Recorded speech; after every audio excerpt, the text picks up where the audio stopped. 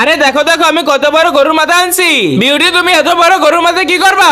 আরে চম্পা তুমি দেখো না, আমি এখন এই গরুর মাথাটা ভালোভাবে পরিষ্কার করে রাইনে অনেক মজা করে খাবো। তাহলে বিউটি আমি কোনো কিছু পারবো না, আমি এখন এখান থেকে পলাই যাই। ঠিক আছে চম্পা, তুমি যেরকম পলাই গেছো তেমন আমি একা একা রাইনে অনেক মজা করে খাবো, তোমার ইটু ফুটাও দেবো না। এখন আমি এই বাগানে আগগুলো দিয়ে তারপর মশলাগুলো দিয়ে এখন এই গরুর মাথাটা ছেড়ে দিব। তারপরে এই বড় ঢাকনাটা দিয়ে ভালোভাবে ডেকে দিই যেন হাওয়া বাতাস সিটিও বের না হতে পারে। চুলোর আগুন ভালোভাবে ধরতেছে না বলে এখন আমি বাতাস দিয়ে আগুনটা ভালোভাবে ধরাচ্ছি। এই তো আমার পেরে রান্না হয়ে যাবে। এবারে অল্প একটু করে কেটে দিই, তারপর ধরে ধরে মজা করে খাওয়া যাবে। এত কষ্ট করে রান্না করে খেতে কেমন হয়েছে তা দেখার আগে আল্লাহর এই সুন্দর নামটির জন্য যে এই ভিডিওতে একটি লাইক আর সাবস্ক্রাইব করে দিবে। হ্যাঁ আল্লাহ তুমি তাকে হজ করে তৌফিক দান করে দিও। দেখো বন্ধুরা আমি কত কষ্ট করে রাঁধছি, কিন্তু একা একা খাবো না, চম্পারে ডাক দি। আরে চম্পা তুমি কোথায় গেলা? তাড়াতাড়ি চলে আসো, তোমার আসতে যদি দেরি হয় তাহলে কিন্তু আমি সব খেয়ে নিবো।